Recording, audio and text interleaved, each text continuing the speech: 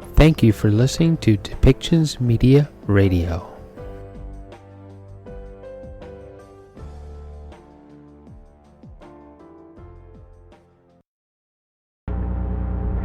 So we're going to hear from John Horgan, Adrian Dix, and Dr. Bonnie Henry, and other ministers in British Columbia about moving from Step 1 to Step 2 in the restart plan for commerce in British Columbia.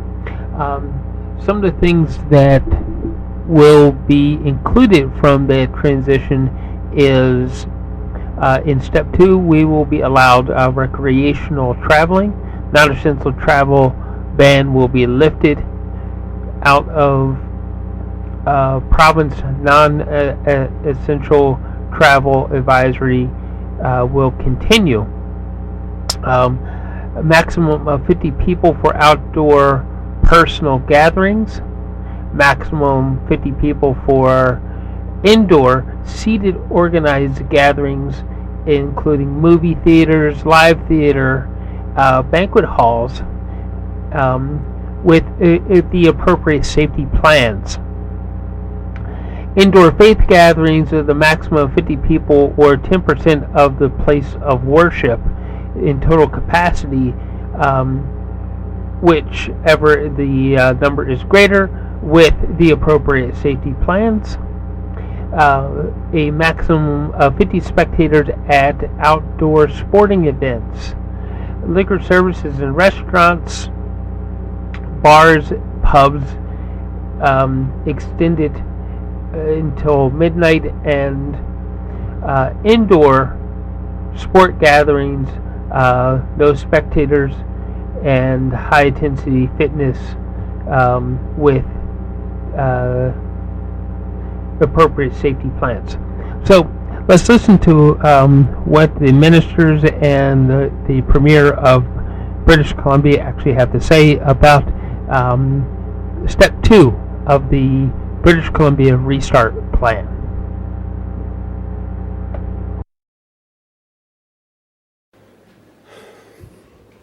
Good morning, everyone. It's great to be here today on the unceded territory of the Lekwungen-speaking people, the Esquimalt and Songhees First Nation. I'm joined here today by Ravi Kahlon, the Minister of Jobs, Economic Recovery and Innovation. In Vancouver, beaming in with technology is Melanie Mark, the Minister of Tourism, Arts, Culture and Sport. And here with me in Victoria is Minister Adrian Dix, Minister of Health, and Dr. Bonnie Henry, our Provincial Health Officer. And we are ready now to put COVID-19 behind us. Of course, that's how we feel, but there's still a way to go yet. 3 weeks ago, we announced the map to getting us back to a place where we could be together. Our plan was based on not just dates, but also on data. And we're moving forward confidently based on the numbers when it's safe to do so. That was what we said 3 weeks ago, and that's what we're here to announce today. Dr. Bonnie Henry's modeling shows that we're on the right path. Case counts are declining, hospitalizations are stabilizing, and vaccines are climbing at a positive rate. What we need to do now is take the next careful steps forward. Tomorrow, we will begin Step 2 of our restart plan. This means we're going to be seeing more people that we care about, visiting more places that we want to go and see, and we'll be safely celebrating the major milestones that we've missed over the past 15 months. Step 2 ends the current travel restrictions in British Columbia. However, we are advising against non-essential travel from out of province. We want that to remain in place as we watch what other provinces across the country do as they start their restart plans as well. Step 2 means being able to host a birthday party with up to 50 people in your backyard or in a public outdoor space. It means that it will be safe to go to a movie with some friends. Or more importantly, we'll be able to do what we haven't been able to do for the past year, and that is watch our local sports teams in action. And that I'm very much looking forward to. Several fundamental layers of protection will remain in place through Step 2. You're still going to have to wear a mask in indoor public spaces, and current safety measures and protocols for businesses will remain in place until we move to Phase 3. Personal gatherings inside your home should still remain small for now.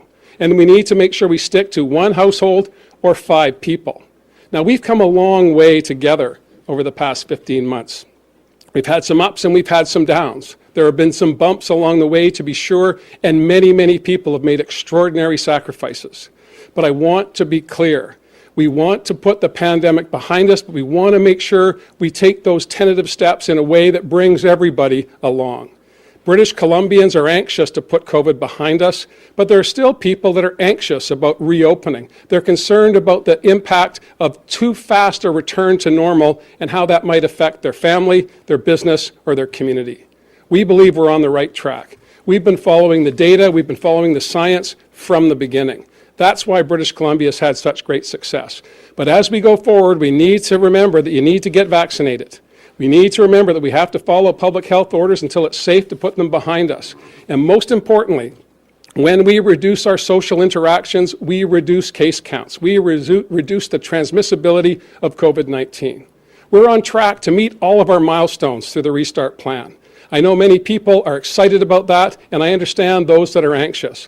But together, we can get to a place where British Columbia can lead the country in economic revival, can continue to be a place where we don't just flick a switch, but we slowly turn the dial back to a normal place for all of us to be as the summer progresses. I know that all of you are anxious to hear from Dr. Henry about the events of the past number of days. As we've seen numbers drop, have we seen the case counts reduced, hospitalizations reduced, and Minister Dix, I'm sure, will talk about the largest vaccination program in BC history, which is just going gangbusters. I'm very excited about that. British Columbians should be as well. So with that, I'll invite Dr. Henry to the microphone to continue with some of the more detailed aspects of moving to step 2.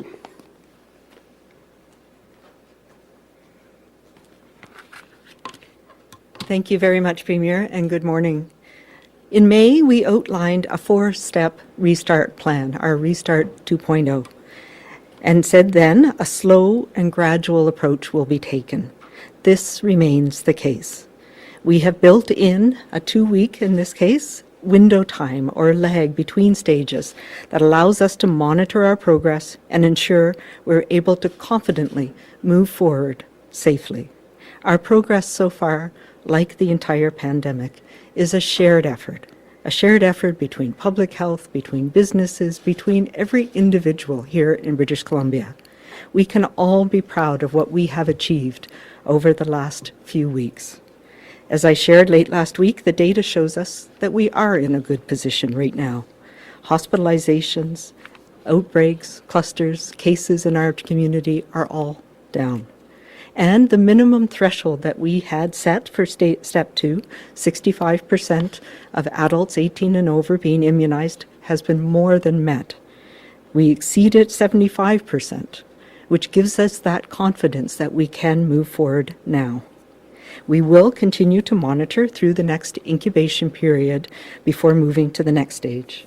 As we said, this step is step 1. This step is 1 incubation period of 14 days, so we will be continuing to watch carefully. We will expect to have continued progress, moving back where we can get more of our social connections back together. So let me walk through what is changing and what remains the same for step 2.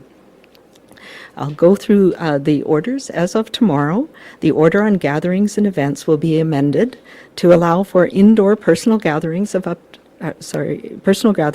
to 50 people. Outdoor personal gatherings of up to 50 people. These are the people that we know, that we are close to. So we know the risk. We know if they've been immunized, and we know that it's safer outdoors versus indoors. But we will also be increasing the indoor seated gatherings, organized gatherings, up to 50 people as well. This means places like movie theaters, live theater, banquet halls can now safely reopen with COVID safety plans in place. And we can have events of up to 50 people in restaurants. So this is very similar to what we had in place last summer. Indoor faith gatherings will also be increasing with a minimum of 50 people, or for a larger place of worship, 10% of that total capacity, whichever number is greater. This means if your location has a capacity for 1,000 people, you could have up to 100 people now in an indoor worship service. The outdoor number remains the same for organized gatherings, but you no longer have to be seated, so it has more flexibility to have a small wedding outside, for example. This is a transition phase from step 2 to step 3. When it comes to sports, as the Premier's mentioned, we now can have spectators at outdoor sports, so you can go watch your child's soccer game or baseball game, as I know many, many families have been looking forward to doing. Indoor sports and high-intensity fitness can now also resume with COVID safety plans in place. In terms of the food and liquor service premises order, it's now amended to allow for liquor service in restaurants, bars, and pubs to be extended until 12 a.m. midnight. And as the Premier noted, the Solicitor General has also lifted the non-essential travel ban for travel within the province. And this means we can go visit family or friends across BC and stay for a while and visit in those communities. All other restrictions at events and gatherings in restaurants and workplaces remain in place right now, and we will be working over the next few weeks to transition in those areas as well. But this means indoor personal gatherings in your home remain small, up to 5 people or one other household. We need to continue with our safety plans in workplaces, for events, organized gatherings, and masks continue to be important and mandatory in indoor public places. Physical distancing and giving others space is also still required. We need to recognize that not everybody is at the same place right now, and we need to respect their ability to stay away from others right now. Staying home and getting tested if you are sick is incredibly important. And while new cases are much lower, we still do have transmission in our communities, and public health will be working with you with every single case to stop transmission as it happens. As well, for workplaces, public health is working with WorkSafe BC, and we're going to be transitioning from those COVID safety plans that we've been relying on to providing guidance for employers for communicable disease safety plans that you can use to develop site-specific plans as we move away from the need to focus on COVID-19 alone. And these will be ready before we move to the next phase, hopefully on July 1st. With our strong safety plans in place and all of us continuing to use our layers of protection, we can now increase our much needed connections a little bit more. This is a shared effort. This means respecting that those around you may not be moving at the same pace as you, that some people in some communities may not yet be ready to receive visitors or to have gatherings. So check before you go. And that's okay. As we continue to open up, we need to be respectful of people in communities with different comfort levels and different risk levels. And we must also be patient with workers and businesses who are working hard to reopen slowly and safely for everyone. With kindness, compassion, diligence, and commitment, we continue to make great strides here in BC. And I am absolutely optimistic about our brighter days ahead. And I want to thank you for all the work that everyone in BC has been doing to get us there. This will be our summer of hope and healing from this pandemic, and we can make the difference in getting there together. And I'd now like to turn it over to Minister Mark. Thank you so much, Dr. Bonnie Henry. I'd like to acknowledge that I'm sending greetings from the traditional territory of the Musqueam, Squamish, and Tsleil-Waututh Nations. And it is such a pleasure to be here today for this exciting step forward in our province's restart. Our tourism, arts, and amateur sports sectors were among the hardest hit by the pandemic. The people working in these industries have been profoundly impacted by more than a year of ongoing restrictions and closures. Despite the many hardships, business owners, workers, and volunteers have been unwavering in their commitment to protect each other and our communities. Without question, their sacrifices made a difference and helped us to get to where we are today. To move into step 2 allows people to travel throughout BC, visit a theater and watch their kids and other athletes play sports. As we approach June 21st, which is National Indigenous Day and the first day of summer, I encourage all British Columbians to get out and explore the best of BC. Whether your summer plans include heading out on a vacation, taking in an outdoor performance, or cheering on your kids at their tournaments, there is so much to see and do in our province. Destination BC has just launched their Be Open to More summer marketing campaign, which has tremendous suggestions on where and how to explore everything BC has to offer. Check out Hello BC to plan your trip today. And their Know Before You Go guide, which helps visitors ensure the communities they visit are ready to welcome them. While it may take time to get back to where we were, our collective efforts to support BC this summer have never been more important. And we are doing everything we can to ensure BC is safe. Many staff at tourism businesses have taken the recently Be Safe program. This Made in BC safety certificate demonstrates that workers in tourism and hospitality businesses have received training in health and safety best practices and are prioritizing the health of their customers and community.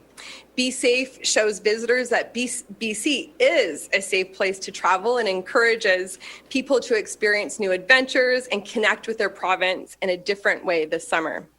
I know we're all looking forward to getaways, gatherings, and time to recharge.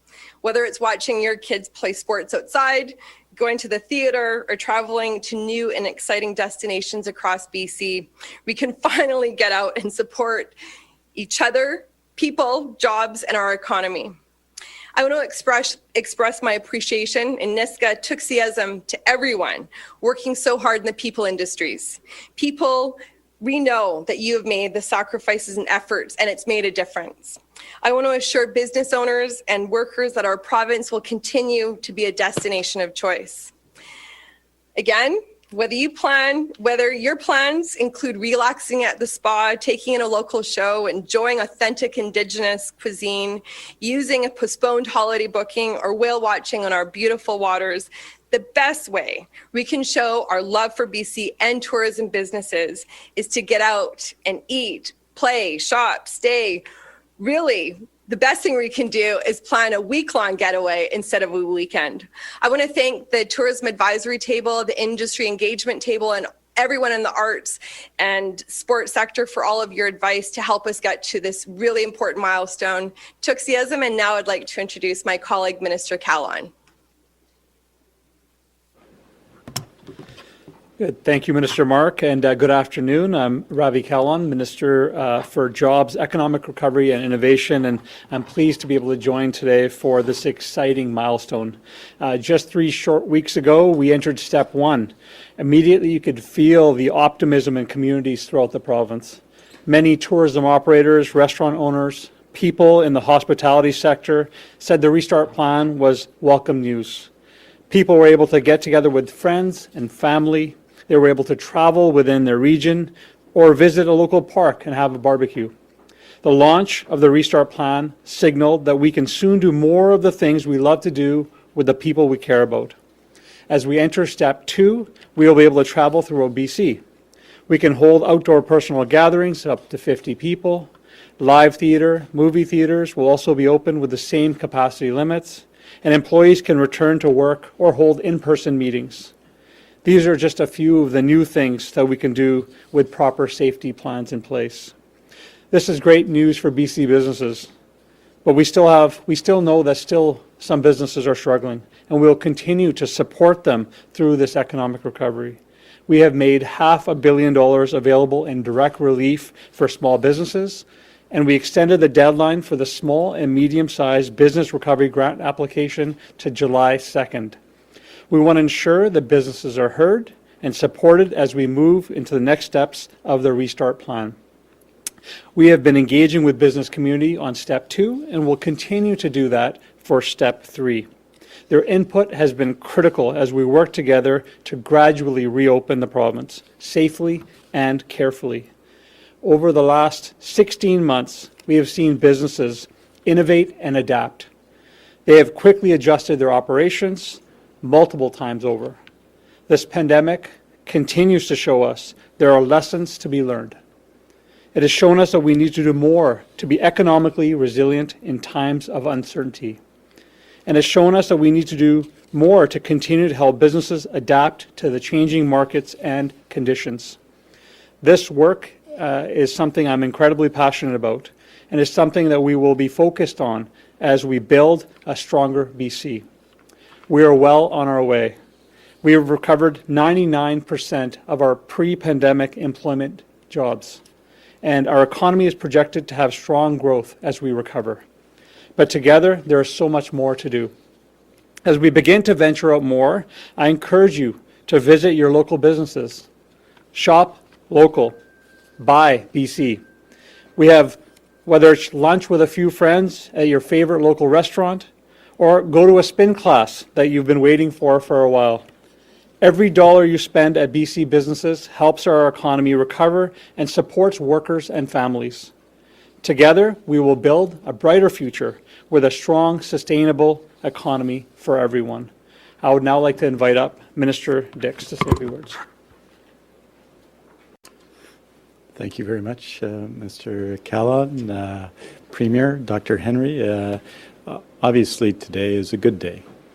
3 weeks ago, on May the 25th, we said that we were moving to step one, and changes were made. And it was required that we follow the data. And what has happened since then? Well, first of all, a lot of people got vaccinated. This extraordinary public health effort that's involved volunteers, communities, other workers, and mostly doctors and nurses and health sciences professionals, ambulance paramedics and firefighters, and many more who have been involved in this effort. Over 4 million immunizations across British Columbia since the beginning of the campaign. 3.4 million, more than 3.4 million first doses, more than 600,000 second doses. In the past week, the week ending on Saturday, 408,724 doses in a week. And again, at the end of this week, we will have used the vaccine we have. It's an extraordinary organization, and I am so grateful to everyone involved and to British Columbians who have come and get vaccinated. Secondly, we said that this was going to be a step-by-step process, and it is, that we weren't going to make further changes until this week, and we haven't. We've gone step by step. We've followed the evidence. We've seen the decline in hospitalization, the decline in people in critical care, the decline in case counts, and the increase in levels of vaccination. This needs to continue to be our path. Over the next couple of weeks, that means two things. One, those who have not been vaccinated need to register and get their dose of COVID-19 vaccine. It is critically important that we continue to do so, that we continue to register, and that's 1-833-838-2323 or online at our Get Vaccinated website. It is critical that we continue the momentum. And secondly, that we take a step-by-step approach to the easing of restrictions, and that is precisely what Dr. Henry has presented today, that we continue to care for one another, continue to be safe. It is this step-by-step approach, prudent, serious, gradual, that will lead to success. And that is what we promised on May the 25th, what we've all done together to achieve in the intervening period, and we must continue to work on now. I want to thank everyone in British Columbia for their involvement in this, because this has truly been a team effort. Today's achievement has been created by each of us and is shared by all of us, and its message is clear. Continuing to work together will bring us all back together and will define the future that remains ours to build. Thank you very much, and I'm honored to introduce the Premier to take questions.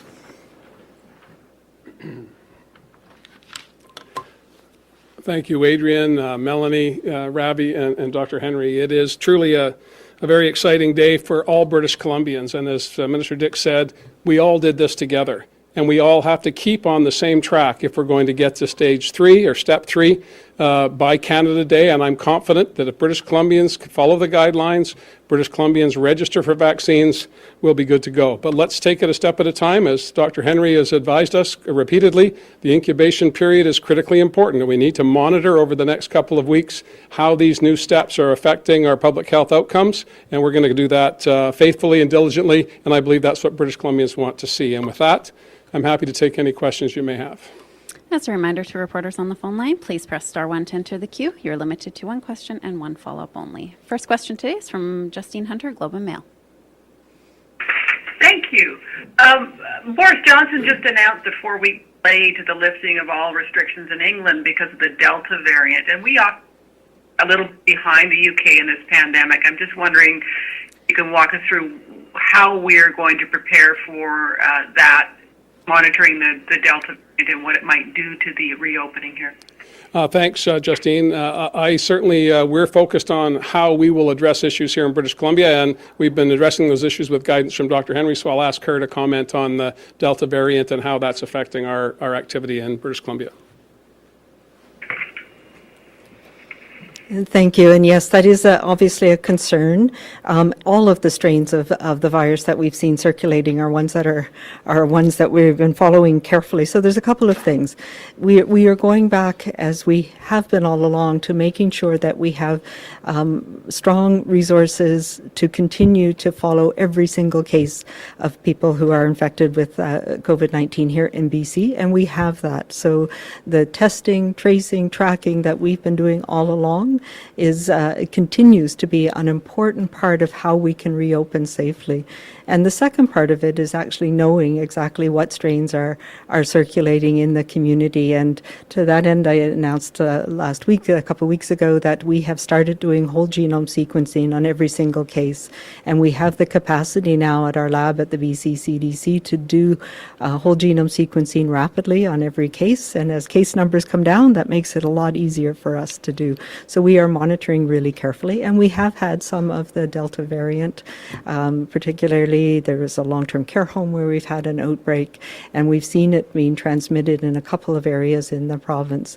But the same measures that we take to reduce transmission from any of the strains of the virus work against this variant as well.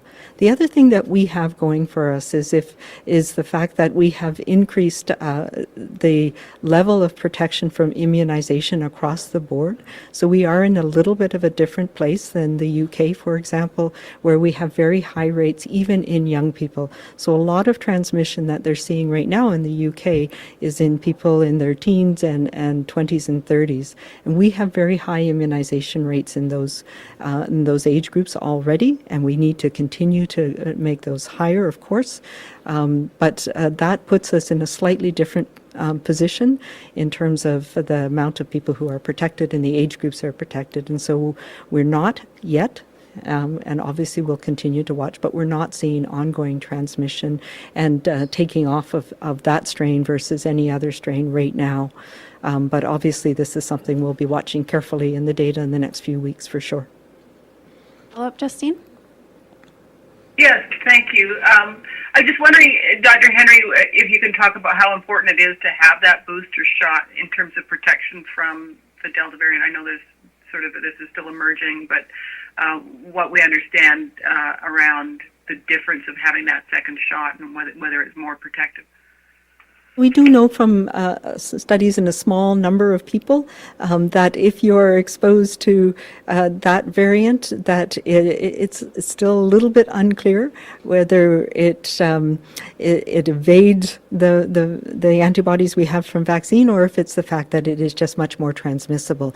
So it is hard to know. What we have seen with the vaccine effectiveness studies we've done here in BC and continue to do under the BC CDC is that that vaccine is working at preventing all of the strains of virus that we're seeing circulating in British Columbia. So we'll continue to watch that.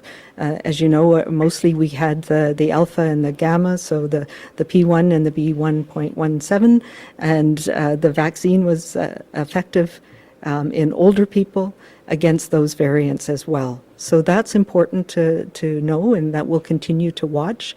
And what we've also seen is that globally, with the number of different studies, it's shown that if you have a slightly longer interval, you get a stronger and longer lasting protection. So we don't want to to reduce that interval too much so that we have longer lasting protection going through next fall. So we are finding that balance, but it is incredibly important, as you mentioned, to get that second dose. As soon as your 8 weeks is there and we now have more vaccine coming, we'll be able to do that to make sure that people do get fully immunized as soon as we can. Next question is from Les Lane, Times Colonist. Well, thank you. Dr. Henry, the Olympic basketball qualifying tournament Victoria starts in late step 2, which is no indoor spectators, and then runs through the target date for moving to step 3, which is limited indoor spectators. Does that mean no spectators for the 2 late June game days? And can you confirm that there would be limited spectators for the 3 July games? I can't confirm either of those at the moment. We are working with the organizers and our Safe Restart team that has been dealing with sports and via sport as looking at the proposal that they have, and we'll be making some decisions with them on that in the near future. Les, do you have a follow-up? I was wondering about just in general terms, the cruise ship situation. I know it's a federal decision about ports, but you'll be consulted on that. Do you have any perspective on whether there will be any cruise ships allowed to dock in Canada this calendar year? I can pass it over to the Premier to talk about that. I can say that I'm part of a group that has been working with Transport Canada and with our federal counterparts in the U.S. about the potential about when cruise ships can safely come back into BC, particularly, and we are still working on many of these questions. CBC, can you just touch on the CBC in the U.S.? Yeah, so part of this is, of course, the guidance that has come out from the U.S. Centers for Disease Control around what it would take to get cruise ships restarted, and they have very strict guidance, which includes things like a very high rate of vaccination in both staff and visitors on cruise ships. It has to be up to 95%, and that, of course, gives a lot of protection to those environments. However, we do know that shared accommodations and particularly elderly people, which we tend to see, older people who take cruises, it can be a risky environment. And we've seen that in long-term care homes, for example. So we're watching the U.S. guidelines, watching how they're being interpreted and what's happening with the cruise industry in the U.S. Very carefully, and particularly with our counterparts in Washington State, which is obviously the most relevant for us here in BC.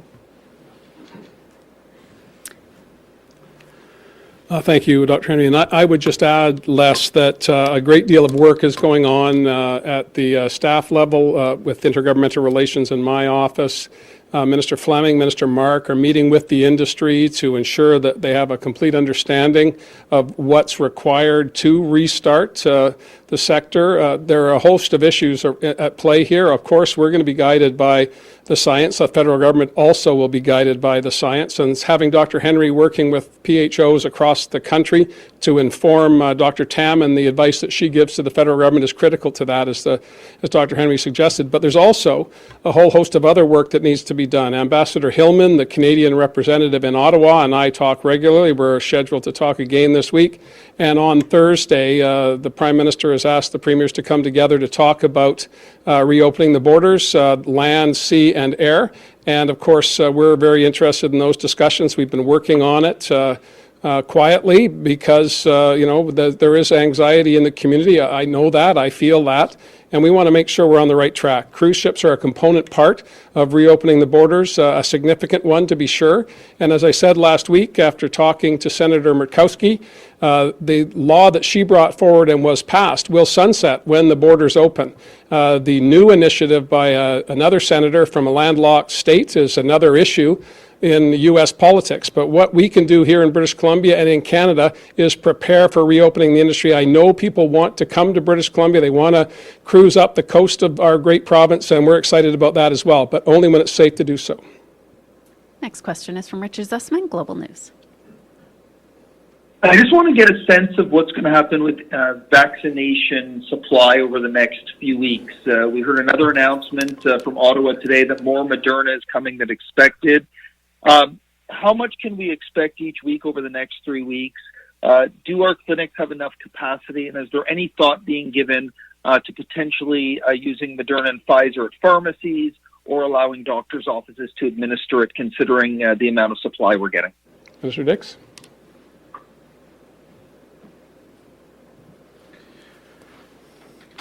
Thanks, Richard. Well, first of all, obviously our capacity, we've been working to the capacity of vaccine. So as I mentioned, 408,724 doses administered for the 7 days ending on Saturday, which is obviously significant. And this week, we are expecting what's become a regular supply of Pfizer over the next 2 or 3 days, and we need that because at the end of each Sunday we're routinely out of it. Over the last 2 weeks in June, we're expecting over those 2 weeks, more in the second weekend and the first week, about 962,000 doses over the 2 weeks of Moderna. And our really remarkable team who are leading our immunization effort, led by Dr. Baum and Dr. Henry, are looking at that right now and seeing how to best apply the incremental supply of Moderna to the supplies of Pfizer we're receiving now. So I think the planning has gone very well up to now, and we'll have more to say of that as the dates that the Moderna will arrive come to us. But there is more capacity in our system, as you would expect. We've been working very precisely to the amount of vaccine we receive each week, and obviously the addition of new vaccine means new opportunities for people to get vaccinated. The important thing, though, this week, all around BC, in dozens of communities, there are walk-in, pop-up first dose clinics. If you haven't had your first dose in communities across BC, I think there's one in Princeton today, but everywhere in BC, there's an opportunity to get vaccinated with your first dose, and there'll be opportunities for that where you can register and get vaccinated at the clinic. And that is critically important. For everyone in BC, though, get registered if you haven't been registered. And there will be, of course, the opportunities for first dose and second dose vaccination. That's very important to our continued success, and our hope is that we'll continue to do it because everything we do depends on people in British Columbia as we build the capacity out, getting vaccinated. So yes, we've got incremental capacity we can use, and yes, we're doing the planning now for this new supply of Moderna. Richard, do you have a follow-up? I do. Premier Horgan, you mentioned at the beginning that there's still a reluctance from some to come to a reopening. You know, how does the province ensure that there's not tension between those that are, ready to get moving on to the next step and those who don't want to move on? And to Dr.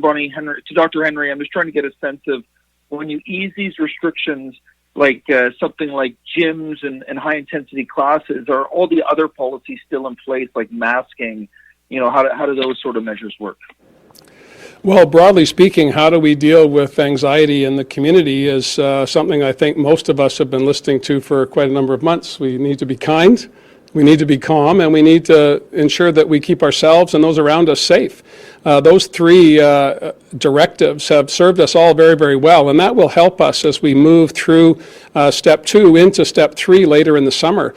The vast majority of British Columbians are anxious to put COVID-19 behind us, but we've learned a lot over the past 16 months, and one thing that stands out front and center is we cannot predict what this virus will do. We can behave in a way that will reduce transmission and keep people safe, and that's following the orders through step 2 and respecting that not everyone is at the same pace. Not everybody wants to get back to a filled arena to watch the Canucks or to go to a massive concert, but a lot of people do. And I think people will vote with their feet, quite frankly. They're going to go to events that they're comfortable at, and they're not going to go to events that they are not. And those are personal choices. Government can't dictate those, but we can follow the sage advice of our PHO and be kind to people and respectful and be calm when others may not be. And most importantly, make sure that we keep each other safe. And I'll ask Dr. Henry to talk about any other issues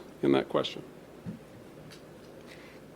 Yeah, so we are doing this, as we talked about, incrementally, which means that we're still relying on our COVID safety plans, the ones that we've had in place and we've modified over time.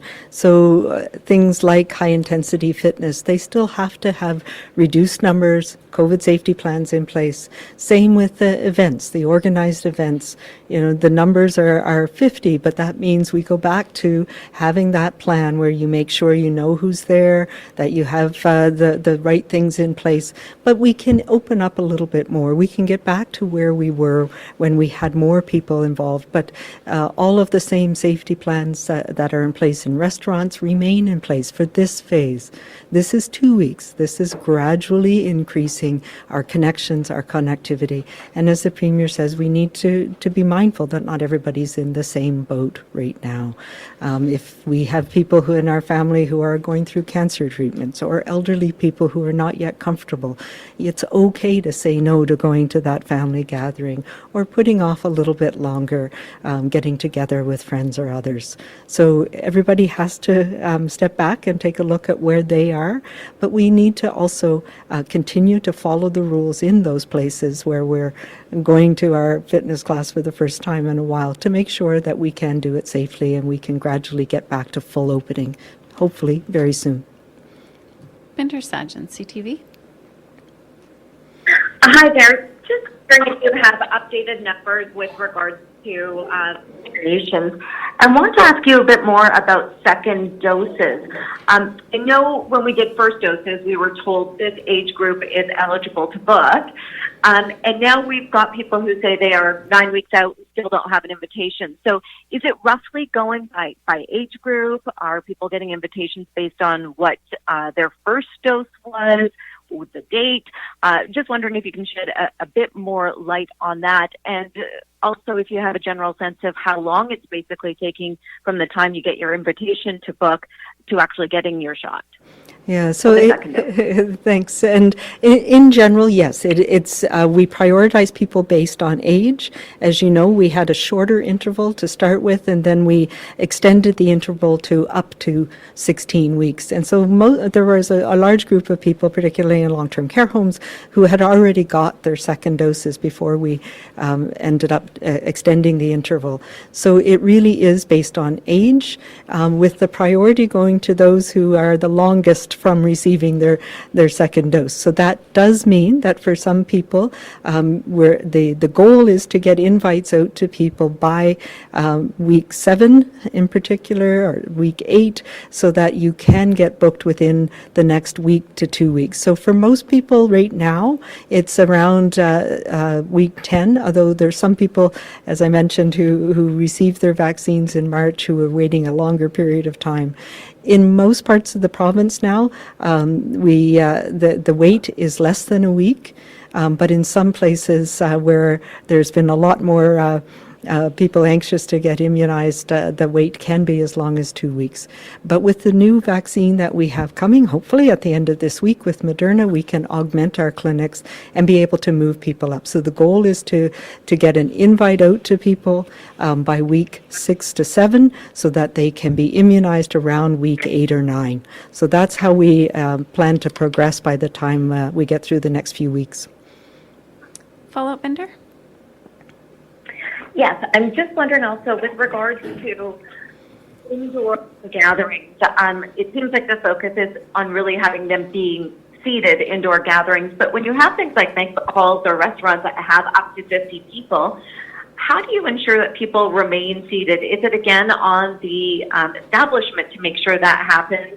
And is there going to be enforcement over the next couple of weeks to make sure that people abide by those rules and they're not getting up and dancing or gathering, I guess? So music is starting, but dancing, we're going to wait just a little bit longer for the dancing and singing. But yes, it is those COVID safety plans. So up to 50 people, but with the same restrictions that we've had in place before. And we were able to do this quite successfully last summer, so I know businesses know how to do this. And they'll be moving at their own pace. So keeping small groups of people, no more than 6 per table, all of those things are still in place now. And yes, we will be inspecting, We have been doing that with our environmental health officers and WorkSafe BC to make sure that it is safe, not just for the people who are there for the event, but for the workers as well. So those are important considerations. This is 2 weeks. This is to get us back into how do we do this safely? How do we build confidence in going back out and being with people in indoor spaces like we have now? So it's not, it's going to be a transition. This is the next step. And then as we move into July, hopefully we'll be able to take away a lot of those restrictions. Next question is from Graham Wood, Glacier Media. Hi there. I'm just wondering, just further into the future, Ravi, you said you're talking about buying BC, and with respect to our international trade policy, could we anticipate more trade missions to China, steady as she goes, or efforts to diversify from the country, given the geopolitical tensions? Yeah, thanks for the question. And so Minister George Chow and I are starting to work on a trade diversification strategy. It's one of the things that was in our mandate letter to look at how we can broaden the trade opportunities for BC. Certainly we have additional opportunities now with recent agreements we've signed with the UK and also obviously with the European Union. And so we've been meeting with our European Union partners. Of course, when we're able to go and travel will be up to others to let us know when we can do so. But certainly we're looking to diversify and broaden our trade opportunities in Europe in particular, but also in some parts of Asia as well. Graham, do you have a follow-up? No, thank you. Great. Next question is from Lisa Houston, News 1130. Hi there, how are everybody doing today? It's exciting to see this. I'm just wondering about what is possible that could make us have to step back again. You asked about the UK, and I'm looking at their percentage of vaccinations for first dose is about the same, second is greater. So is there something that could make us hit a wall and have to step back?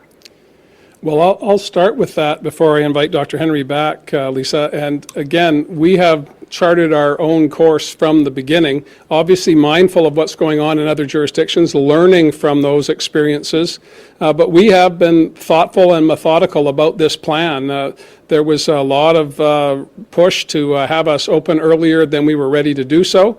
Once we laid out the plan for the course of the summer, Minister Kahlon, Minister Mark met with industry tables, very excited about having a way forward.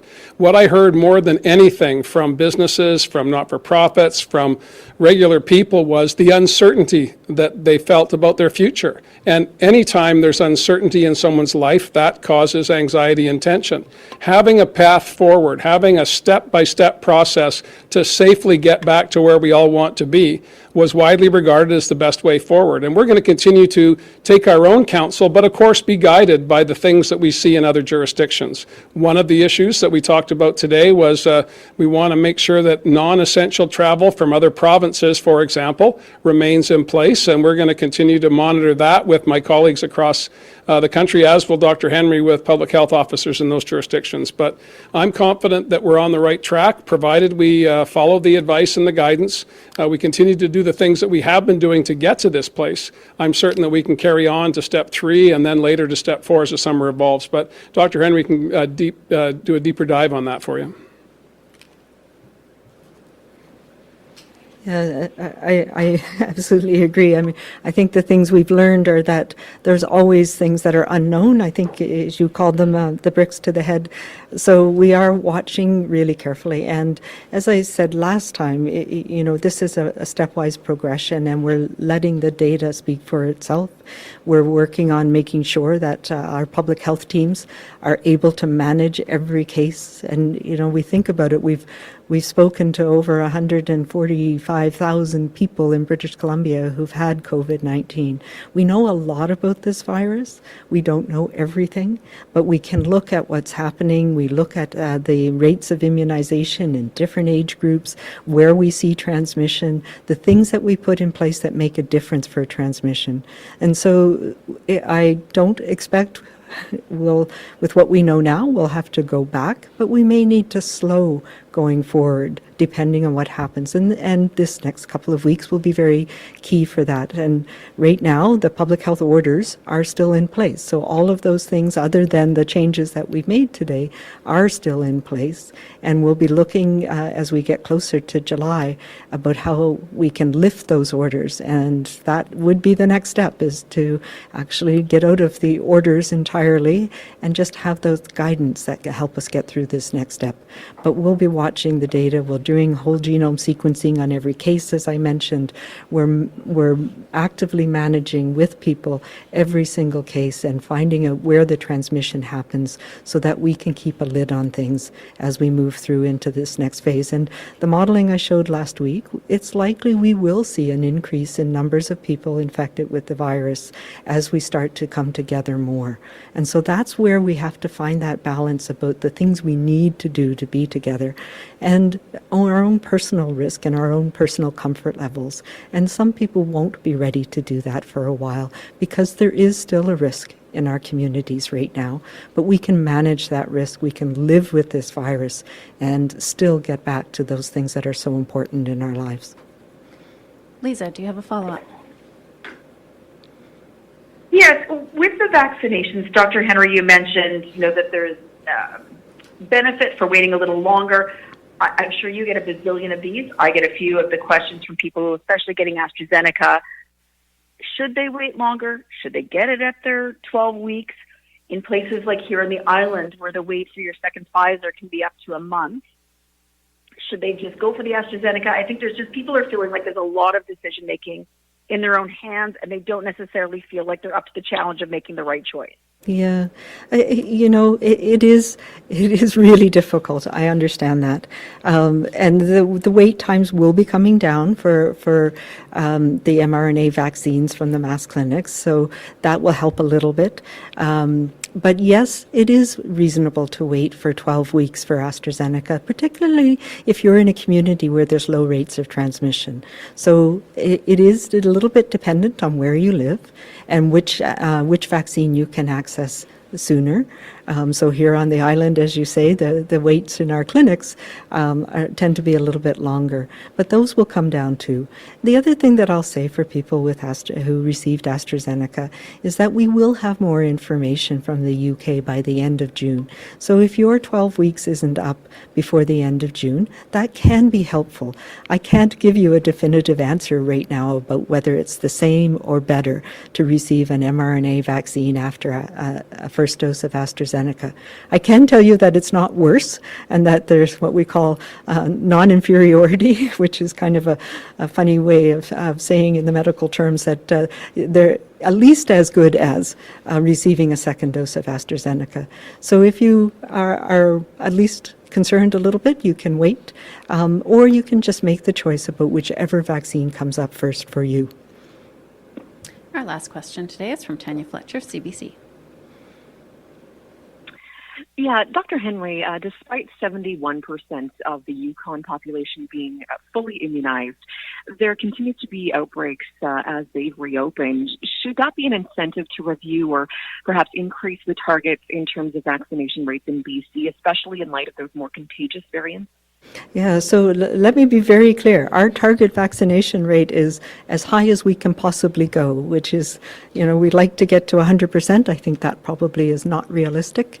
But our target immunization rates are at least 85, 90%. We would like to see it even higher. And we've had that in certain age groups and in certain communities where we've had very high rates of immunization. So our target has always been to get people fully protected as much as we possibly can. What we have for our restart is the minimum level that we need from a public health perspective with the modeling, the data, the transmission that we're seeing, the minimum level that gives us the comfort that we can move to the next step. And it's not just the immunization. It is also looking at the data, looking at transmission in our communities, looking at where outbreaks are happening, and making sure that we can manage those so that the virus isn't spreading widely in the community like it has done in the past. And that means the minimum number of people that are protected to enable us to get back to some of these other important things. And part of it is because we recognize the what we call the unintended consequences, but the consequences of the measures that we've had to put in place to stop transmission also have health impacts. They have economic impacts. They have impacts on our mental and social and emotional well-being. So we want to make sure that we are doing the best that we can to minimize those as we get more and more people protected through immunization. But the goal of the program absolutely is to get everybody in BC who wants a vaccine fully vaccinated as soon as we possibly can. Follow-up, Tanya? Please, and if we could get an answer in French, Minister Dix, from my colleagues, thank you. And maybe the Premier wants to weigh in on this one as well. But, as we see this news conference broadcast across the country, the message many are seeing is that BC is open for travel, despite your discouragement still. Is there a worry that interprovincial travel could spark more aggressive transmission of the more contagious variants like the Delta?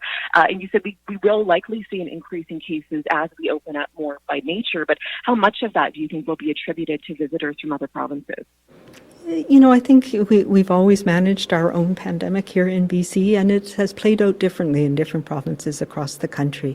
So yes, right now we want to focus on BC for people in BC and be able to travel within our province, see the people that we haven't seen, go camping, do those things that we've been missing. And I know in the tourism sector, we've talked to Minister Mark and I have had a number of conversations, and many people are not accepting bookings from outside of province until we move into the next step, so that we can move within British Columbia first. Yes, it is likely people have always come back and forth here, and it is that is one of the factors that we've considered in terms of the minimum level of protection through immunization and the amount of transmission that we're seeing in our communities. So yes, very important for us in public health to monitor people coming back and forth, for people to get tested rapidly, for us to be able to know exactly what strains are circulating as people are moving more in the province, and we will continue to do that through our public health teams across the province.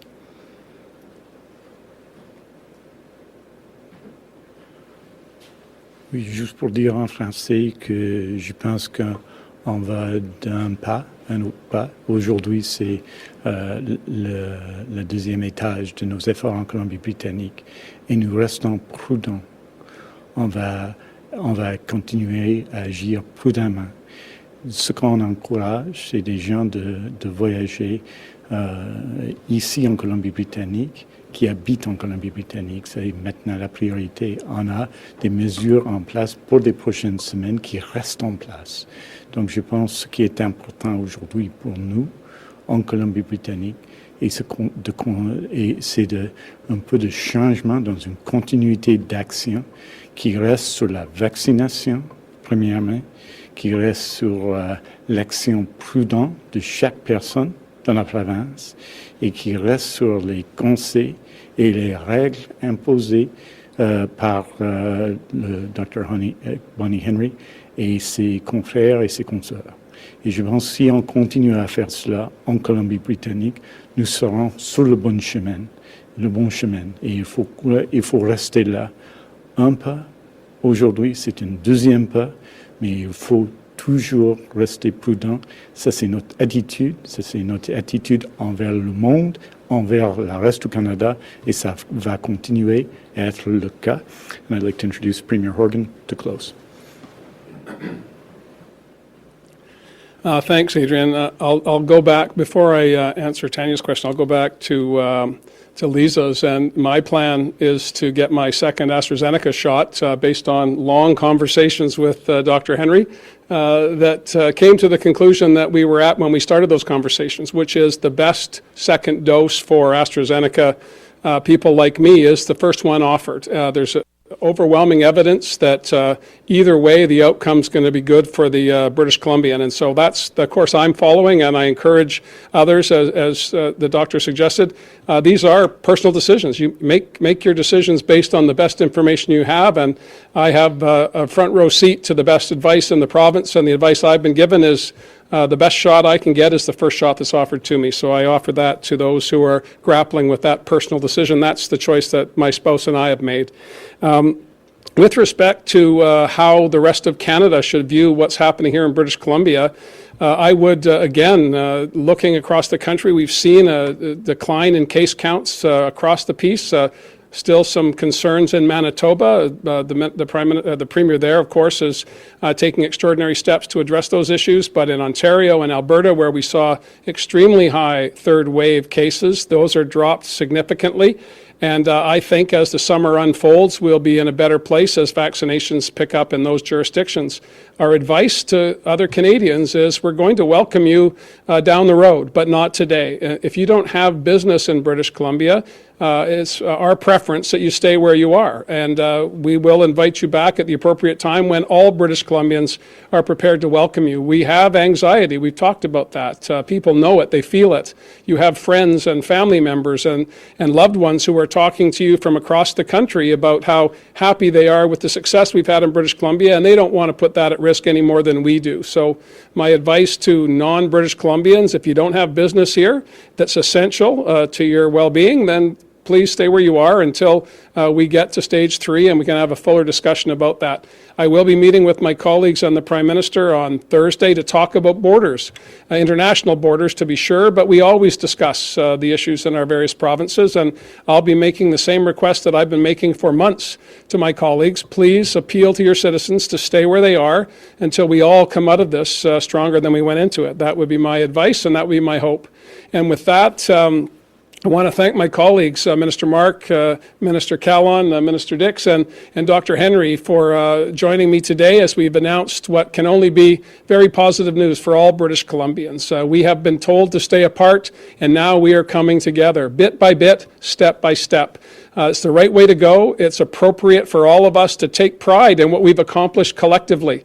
Businesses, communities, individuals, families have made extraordinary sacrifices, and there's a little bit more to go before we get back to where we were, but it's just around the corner. We can see it, we can feel it, and come July 1st, I'm hopeful that we will be able to further relieve these restrictions, but we need that incubation period. We need that critical couple of weeks to assess the impact of the steps we're taking today. All the best to everybody. Enjoy the rest of your week, and we'll see you next time.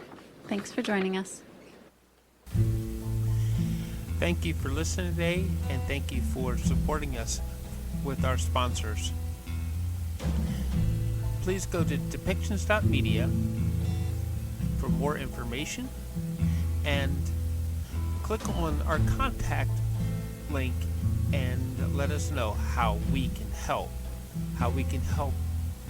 bring your story and help bring us to a better world.